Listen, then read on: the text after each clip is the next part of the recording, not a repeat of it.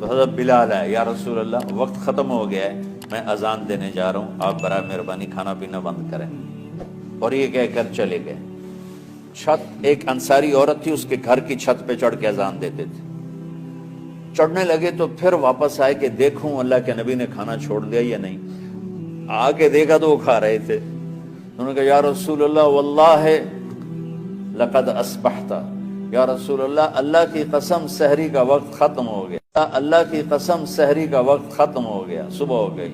تو آپ نے ہاتھ پیچھے کر لیا، کہہ رہے تیرا بھلا ہو بلال، ابھی وقت باقی تھا، تیرے قسم کھانے پر اللہ نے اس کو پہلے نکال دیا کہ تیری قسم کہیں جھوٹی نہ پڑ جائے۔ تو حضرت علی نے فرمایا کہ اگر بلال قسم نہ کھاتے تو جب تک میرے نبی کھاتے رہتے صبح صادق نہیں ہونی تھی۔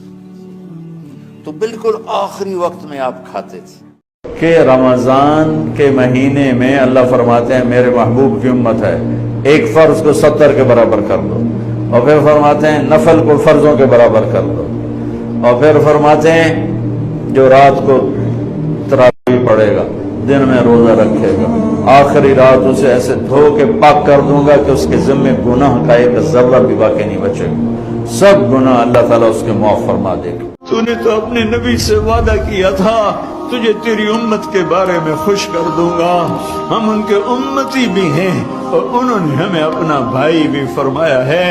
یا اللہ ہمارے پاس کچھ نہیں ہے لیکن تو نے ہمیں آگ میں ڈالا، تیرے نبی کو تکلیف ہوگی، میرے اپنے نبی کو تکلیف سے بچانے کی خاطر ہمیں معاف کر دینا۔ رہا ہے دیکھو میں ہاتھ جوڑتا ہوں، نماز 5 وقت سارا سال فرض ہے، لیکن روزے کی برکت سے کیا ہوتا ہے، شیطان قید ہو جاتا ہے تو وہ سارے بھاگے بھاگے آ رہے ہوتے ہیں۔ اللہ سے مانگ لو اس رمضان میں کہ یا اللہ ایسی توفیق دے کہ موت تک نماز نہ چھوٹے۔ رمضان کا مہینہ آیا تو میرے نبی کا اعلان ہو گیا ایک فرض 70 فرض کے برابر ہو جاتا ہے، نفل فرض کے برابر۔ فرض اور نفل میں فرق کیا ہے؟ حضرت علی ہی کا فرمان ہے کہ جس شخص نے ایک فرض روزہ چھوڑ دیا پھر قیامت تک اس کی قضا میں نفل روزے رکھتا رہا تو ایک روزے کا یہ سارے روزے بدلہ نہیں ہو سکتے۔ ایک نماز چھوڑ دی اور پھر اس کی قضا میں قیامت تک نفل پڑھتا رہا تو فرض نماز کی ایک رکعت کے ایک سجدے کے برابر بھی نہیں ہے۔ فرض میں اتنی طاقت ہے۔ تو میرے عزیز و رمضان شریف آ رہا ہے، اپنے دل کو کینہ سے صاف کرو، بغض سے صاف کرو، نفرت سے صاف کرو، کسی سے لڑے ہوئے ہو اللہ کے واسطے صلح کر لو، یہ لڑنے کی جگہ نہیں ہے، محبت کر کے جاؤ تو اللہ بڑے اونچے عالی درجات نصیب فرمائے۔ اتنی بڑی ہستی اور آگے دیکھو طائف میں پتھر پڑ رہے ہیں اور ہر قدم پہ پتھر پڑتے ہیں، یہاں تک کہ ایک دم پتھر پڑنے سے تو خون نہیں نکلتا، پتھر کون سا کوئی تیر ہوتا ہے، پتھر تو پتھر ہے، لیکن اتنے پتھر پڑے پنڈلیوں کے اوپر کے پھٹ گئیں۔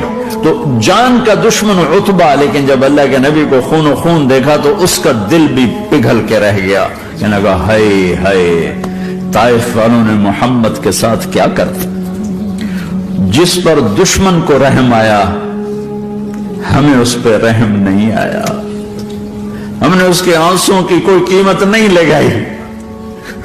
ایسا حال تھا کہ قاتلوں کے بھی آنکھوں میں آنسو آ نہیں آئے تو تمہاری آنکھوں میں نہیں آئے۔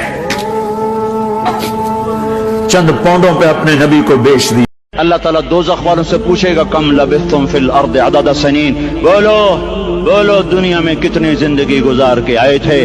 کہیں گے یومن، ایک دن، دوسرے کہیں گے غلط کہہ رہے ہیں، بعد یوم، آدھا دن، ایک دن، آدھا دن، اختلاف ہو گیا۔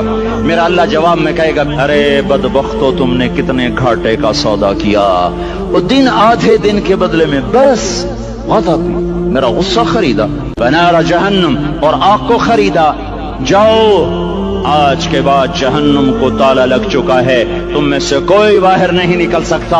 اور 15 شعبان ہو، لیلۃ شب قدر ہو، شب جمعہ ہو، یا جتنی بھی یہ عبادات کی رات ہے، اس میں کوئی اجتماعی عبادت نہیں ہے، اس میں انفرادی عبادت ہے اور گھر میں ہے، مسجد میں نہیں، گھر میں۔ اپنے گھروں کو مسجد بناؤ۔ میرے نبی کبھی بھی سنتیں مسجد میں نہیں پڑھتے تھے۔ آپ حیران ہوں گے کہ میرے نبی نے کبھی زندگی اشراق پڑھے، مسجد میں 2 نفل آپ نے پڑھے ہیں اشراق، اس کے علاوہ آپ سنتیں گھر سے پڑھ کے آتے تھے اور نوافل گھر جا کے پڑھتے تھے۔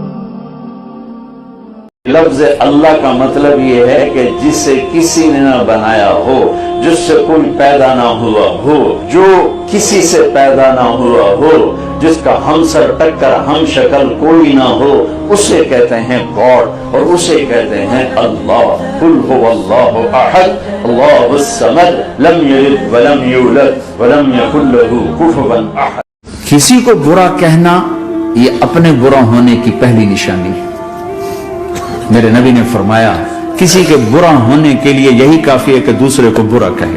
یہ میں اسے نہیں کہا، یہ ویسے آپ کو بتا رہا ہوں، اس کو یہ میں نے نہیں کہا، آپ سے عرض کر رہا ہوں کہ میرے نبی نے فرمایا کہ کسی کے برا ہونے کے لیے اتنا ہی کافی ہے کہ دوسروں کو برا سمجھے۔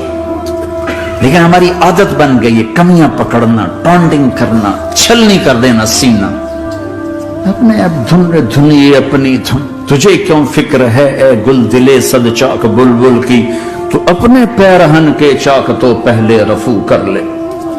کیوں اوروں کے عیب دیکھ دیکھ خود بھی اپنے غیظ و غضب میں اور اپنے حسد کا شکار اور کبھی بغض کا شکار؟ ارے اندھے بن جاؤ گا، مجھے کچھ نہیں نظر آتا، میں صرف خوبیاں دیکھوں گا، عیب نہیں دیکھوں گا۔ میرے نبی نے یہاں تک فرمایا ہے اگر کوئی تمہیں گالی نکالے تو تم کہو بھائی میں گالی نہیں دوں گا، میرا روزہ ہے،